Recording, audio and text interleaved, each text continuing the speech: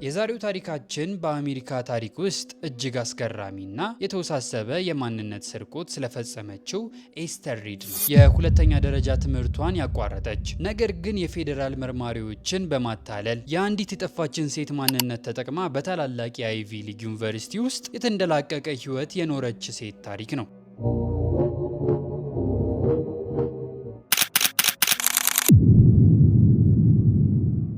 ሰላም ዩቲዩብ እንደምናላችሁ። ዛሬም ጊዜና ሰዓቴን ጠብቄ ዘወትር ምሽት 1 ሰዓት ላይ የማቀርበውን የዩቲዩብ ቪዲዮ ይዤ ከች ብያለሁ። ምንድነው ዛሬ በጣም ያበደ ታሪክ ነው ይዤላችሁ የመጣሁት። የምር ወንጀል ነው ግን ማለት ነው ስማርት ወንጀል ነው። በቃ ይሄ ስማርት የሆነ ወንጀል ነው። የነፍስ ማጥፋት ግድያ ምናምን የለበትም። እንደው በአንድ ወቅት መለስ ዜናዊ ምን ብሏል? እስካልተያያዛችሁ ድረስ ሌብነት ስራ ነው ብሏል። ሌብነትን ደግሞ ዳግም ይደግፋል እንዳትሉ እና ህይወታችሁ ስረቁ አሏችሁ። እንደዛ እያልኩ አይደለም፣ ግን ይሄ በጣም በቃ ከማወራላችሁ እንደዚህ ከማስረዳችሁ ቀጥታ ወደ ታሪኩ እንግባና ማለት ነው ከታሪኩ እንረዳ። ያበደ ታሪክ ነው ብቻ። እስቲ አንድ ጥያቄ ልጠይቃችሁ። ዛሬ ሁሉም ነገር በካሜራ በዲጂታል አሻራና በኮምፒውተር በተሞላበት ዘመን ሆን ተብሎ መጥፋት ይቻላል? እጅግ በጣም ከባድ ነው። ግን መጥፋት ብቻ ሳይሆን ሌላ ሰው ሆኖ መፈጠር ቢቻልስ? በህይወት የሌለን ሰው ማንነት ሰርቆ የዚያን ሰው ህይወት መኖር ቢቻልስ? እንግዲህ አሁን ካነበብኩላችሁ ጽሁፍ ብቻ ተነስታችሁ ዛሬ ስለማቀርብላችሁ ታሪክ በትንሹ ትረዳላችሁ ብዬ አስባለሁኝ። ምንድነው ኤስተር ስለተባለች ሴት ነው ዛሬ ማቀርብላችሁና ኤስተር በጣም ከባድ ሰው ነች። የአራዳ ልጅ ነች። ግን እኔ በየሆነ መንገድ ደግሞ ሳይ የአራዳ ልጅ ነች። የምር የሆነች ጠፋች የተባለችን ሴት ማንነት ሰርቃ ከዛ በኋላ በቃ መኖር ጀመረች። እስቲ የሚሆነውን ከታሪኩ እንረዳ። የዛሬው ታሪካችን በአሜሪካ ታሪክ ውስጥ እጅግ አስገራሚና የተወሳሰበ የማንነት ስርቆት ስለፈጸመችው ኤስተር ሪድ ነው። የሁለተኛ ደረጃ ትምህርቷን ያቋረጠች፣ ነገር ግን የፌዴራል መርማሪዎችን በማታለል የአንዲት የጠፋችን ሴት ማንነት ተጠቅማ በታላላቅ የአይቪ ሊግ ዩኒቨርሲቲ ውስጥ የተንደላቀቀ ሕይወት የኖረች ሴት ታሪክ ነው። ማንነት እንደሚሰረቅ ያወቅኩት ዛሬ ገና ነው። የምሬን ነው። እስከዛሬ አላቅም ነበር። እሺ ነገሩ እንዲህ ነው። ታሪኩ የሚጀምረው በ1978 እንደ ፈረንጆቹ አቆጣጠር ሞንታና ውስጥ ነው። ኤስተር በጣም ጥብቅና ችግር በበዛበት ቤተሰብ ውስጥ ካደጉ 9 ልጆች የመጨረሻዋ ነበረች። በዘጠናዎቹ ማገባደጃ ላይ እናቷ በካንሰር ህመም ስትሞት ህይወቷ ሙሉ በሙሉ ተመሰቃቀለ። በሀዘንና በብቸኝነት ተገፋፍታ እንዲሁም ታስጨንቀኛለች ከምትላት ታላቅ እህቷ ጋር በነበራት ጸብ የተነሳ ወደ ወንጀል ዓለም ገባች። ምን አርገሽ ይሆን? በ1999 የገዛ እህቷን የባንክ ቼኮች ሰርቃ ተያዘች። የዋሽንግተን ግዛት ፍርድ ቤት ሊያስራት እንደሆነ ስታውቅ ክፉኛ ደነገጠች። እናም ለማምለጥ ወሰነች። ከፍርድ ቤት መሸሽ ብቻ አልፈለገችም። እሺ ካለፈ ታሪኳ ጋር ያላት ማንኛውንም ትስስር ማቋረጥ ፈለገች። እናም ዳኛው የቅጣት ውሳኔ ከመስጠቱ በፊት ትንሿ ቦርሳዋን ጠቅልላ ማንም ሳያቅ እንደ ጤዛ ረግፋ ጠፋች።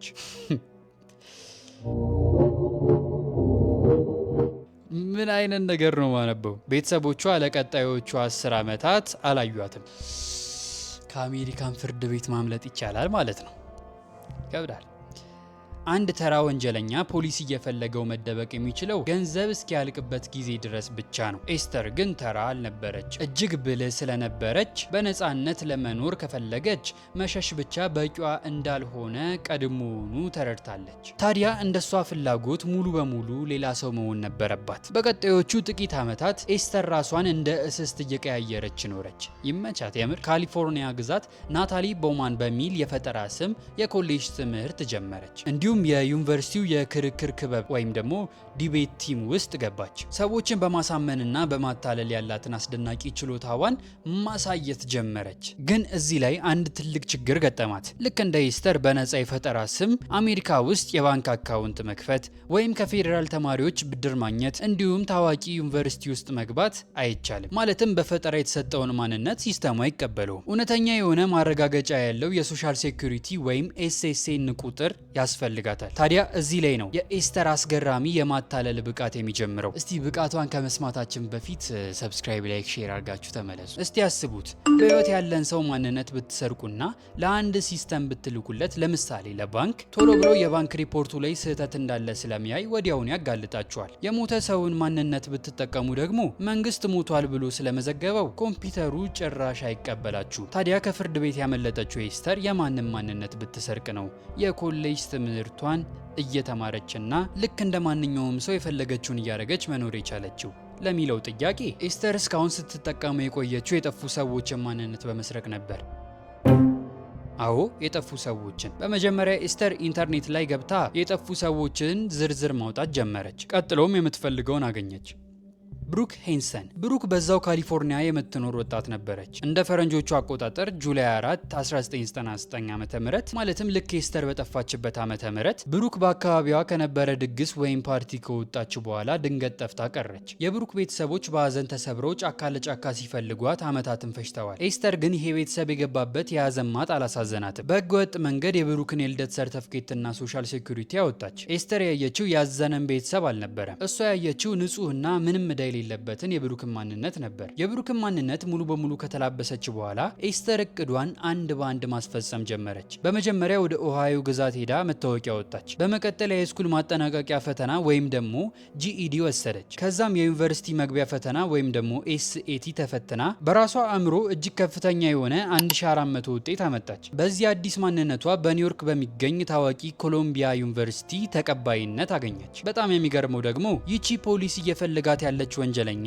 ዩኒቨርሲቲ ውስጥ የተማረችው የወንጀል ሳይንስ ወይም ደግሞ ክሪሚኖሎጂ እና ስለ ንቦና ወይም ደግሞ ሳይኮሎጂ ነበር። እቺ ሴት በጣም ይመቻት።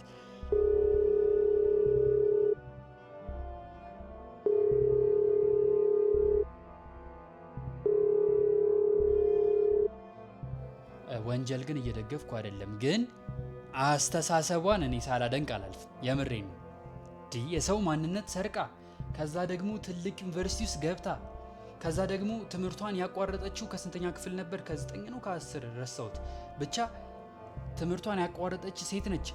ከዛ ደግሞ በራሷ ፈጠራ ባመጣችው የሰው ማንነት ትምህርት ቤት ገብታ ትልቅ ዩኒቨርሲቲ ውስጥ ትልቅ ነጥብ በጭንቅላቷ ተፈትና ምናምን አልፋ፣ አረ በጣም ጀግና ነች። የምር አደንቃታለሁ። ይመቻል። ታዲያ ኤስተር ፍጹም አዲስ ሰው ሆነች። በብሩክ ስም $100,000 በላይ ብድር ወስዳ በኒውዮርክ የቅንጦት ህይወቷን መኖር ጀመረች። ይኸውላችሁ ሴትዮ እንግዲህ አዲስ በፈጠረችው ማንነት እንግዲህ በመንግስት የምትፈለግ ሴትዮ ነች። $100,000 ከመንግስት ወስዳ ድጋሚ ደግሞ የተንደላቀቀ ኑሮ እየኖረች ነው። ይታያችሁ ምን አይነት ምጡቅ ነች በእናታችሁ የምር።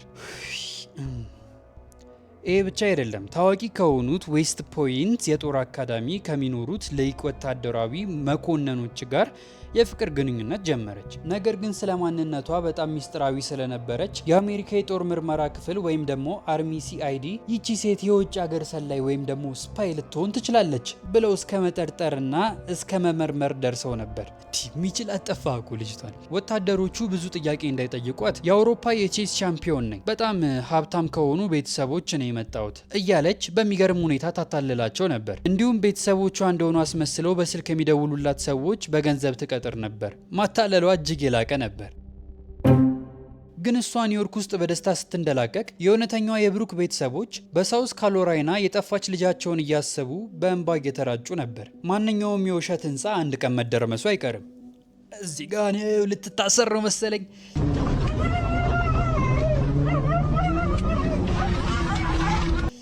እሺ፣ ማንኛውም የውሸት ህንፃ አንድ ቀን መደርመሱ አይቀርም። ለኤስተር ደግሞ ውድቀቱ የጀመረው በትልቅ የባንክ ማጭበርበር ሳይሆን በጣም ቀላል በሆነ የስራ ማመልከቻ ነበር። በ2006 ዓ.ም ስራ ለመቀጠር ታመለክታለች። ቀጣሪው ሰው እንዲሁ እንደተለመደው የጎግል ፍለጋ ለማድረግ በብሩክ ሄንሰን ስም ፍለጋ ሲያደርግ ኢንተርኔቱ ላይ የሞላው ብሩክ ሄንሰን በተባለች የጠፋች ሴት ማስታወቂያ ወይም ደግሞ ሚሲንግ ፐርሰን ፖስተር ነበር። ሰውየው ወዲያውኑ ለፖሊስ አሳወቀ። የኒውዮርክ ፖሊሶች ለሳውዝ ካሊፎርኒያ መርማሪዎች ደውለው ብሩክ ሄንሰንን አግኝተናታል፣ በሕይወት አለች፣ ኮሎምቢያ ዩኒቨርሲቲ እየተማረች ነው አሏቸው። የብሩክ ቤተሰቦች በደስታ አበዱ። አዲስ ተስፋ በና ሲደብር። ነገር ግን መርማሪዎቹ የልጅቷን መታወቂያ ፎቶ ሲያዩ በድንጋጤ ደርቀው ቀሩ። ይቅርታ አድርጉልኝ ዛሬም ዝናብ እየዘነበ ነውና እንግዲህ ክረምት ነው ምንም ማድረግ አንችልም። ከጀርባ ዝናብ እየዘነበ ድምጽ ከሰማችሁ ሶሪ። እንቀጥላለን። በፎቶ ላይ ያለችው ሴት እውነተኛዋ ብሩክ አልነበረችም። የኒውዮርክ ፖሊሶች ዩኒቨርሲቲው ካምፕ ውስጥ ገብተው ኤርሰንን ያዟት። እዚህ ላይ ነው ጉዱ። ኤርሰን በፍጹም አልደነገጠችም። እንዴት ነው ማደነግጠው? እቺ ደግሞ ፖሊሶቹ ፊት እያለቀሰች እኔ እውነተኛዋ ብሩክ ነኝ፣ ከቤተሰብ የጠፋሁት ቤተሰቦቼ ስለሚያሰቃዩኝ ነው ብላ ሽምጥጥ አርጋ ካደች። ሴትዮ ግን ይመቻት ያምር። ፖሊሶቹ ግን አላመኗትም።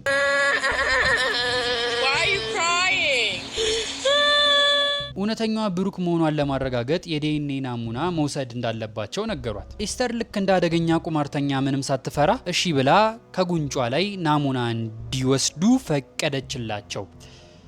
ምን አስባ ነው? ነገር ግን ፖሊሶቹ ናሙናውን ይዘው ወደ ቤተ ሙከራ ወይም ደግሞ ላቦራቶሪ እንደሄዱ የውጤቱን መምጣት አልጠበቀችም። የባንክ አካውንቷን ባዶ አድርጋ ቦርሳዋን ጠቅልላ ዳግመኛ እንደ አየር ተነነች።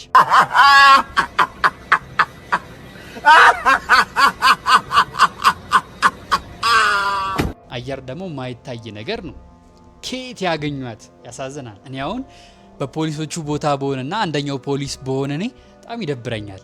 አንድ ሴት እንደዚህ ሀገሩን ሙሉ እንዲህ ስታሽከረክረው በእጇ ላይ ከኒውዮርክ አመለጠች። ነገር ግን አሁን ፍለጋውን የተረከበው የፌዴራል መንግስት ነበር። የዩናይትድ ስቴትስ ሴክሬት ሰርቪስ በከፍተኛ ሁኔታ ከሚፈለጉ ወንጀለኞች ዝርዝር ውስጥ አስገባት። ታዋቂው 48 ሰዓት የምርመራ የቴሌቪዥን ፕሮግራም ይቺን መንፈስ ለመያዝ መንፈስ ነች፣ እቺ የመንፈስ ነች ለመያዝ ፊቷን በሚሊዮኖች ለሚቆጠሩ አሜሪካውያን አሳየ። ነገር ግን ሀገር ሙሉ ሲፈልጋት በመጨረሻ የተያዘችው በማይታመን እድል አጋጣሚ ነበር። በምን ይሆን? በፌብሩዋሪ 2008 ዓ.ም በቺካጎ ከተማ አቅራቢያ በምትገኝ ቲንሊ ፓርክ በተባለች ቦታ ፖሊሶች ሌን ብራይንት በተባለ የልብስ መደብር ውስጥ 5 ሰዎችን የገደለ አደገኛ ነፍሰ ገዳይን ለማደን ወይም ደግሞ ለመያዝ ከፍተኛ አሰሳ እያደረጉ ነበር። ፖሊሶቹ ገዳዩን ለማግኘት ሲሉ በአካባቢው ባሉ ሆቴሎች የቆሙትን ከሌሎች ግዛት የመጡ መኪናዎችን ታርጋ እየፈተሹ ነበር። በዚህ መሃል አንዲትን መኪና ቼክ ሲያደርጉ ግራ አጋቢ ነገር ገጠማቸው። የመኪናው ባለቤት ወዳለበት በር አንኳኩ። ኤስተር በሩን ከፈተች።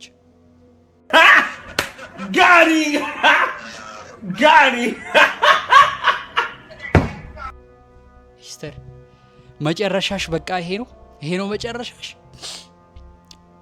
ስፈልጋት የነበረችው ልጅ ነው የሚለው ፖሊሱ አሰብስፎ። ፖሊሶች መታወቂያ ሲጠይቋት ጄኒፈር የሚል በአይዋ ግዛት የምትጠቀምበትን የተሳሳተ የውሸት መንጃ ፍቃድ ሰጠች። ፖሊሱ የመታወቂያውን ቁጥር ሲስተም ላይ ሲያስገባው ቁጥሩ ከገዳዩ ጋር ሳይሆን የሴክሬት ሰርቪስ ከሚፈልጋት ዋና አጭበርባሪ ጋር ተገናኘ።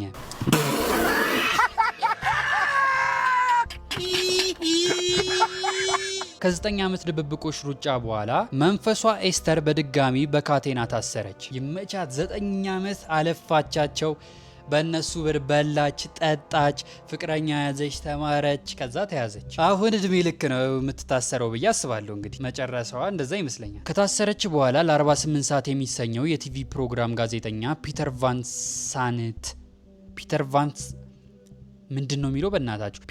ሳንት በሰጠችው ልዩ ቃለ መጠይቅ ኤስተር ምንም አይነት የጸጸት ስሜት አላሳየችም። የብሩክ ቤተሰቦች ላይ ስላሳረፈችው ስለ ልቦናዊ ስቃይ ስትጠየቅ እኔ የተቀየርኩት በስምና በመታወቂያ ብቻ ነው፣ በውስጤ ግን ያለሁት የድሮዋ ተመሳሳይ ልጅ ነኝ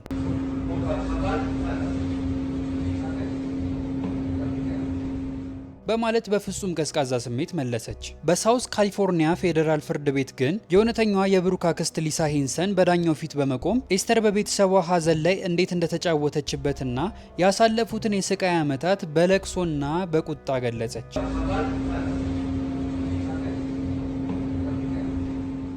ኤስተር ሪድ በማጭበርበርና በማንነት ስርቆት ወንጀል ጥፋተኛ ሁና 51 ወራት ወይም ደግሞ የ4 ዓመት እስራት ተፈረደባት። አረቺ ይመቻት። 9 ዓመት አልፍታቸው 4 ዓመት ነው የፈረዱባት። እኔ እድሜ ልክ ይፈርዱባታል ብዬ ነበር የገመትኩት። ይገርማል። እንዲሁም የሰረቀችውን $125,000 እንድትመልስ ተወሰነባት።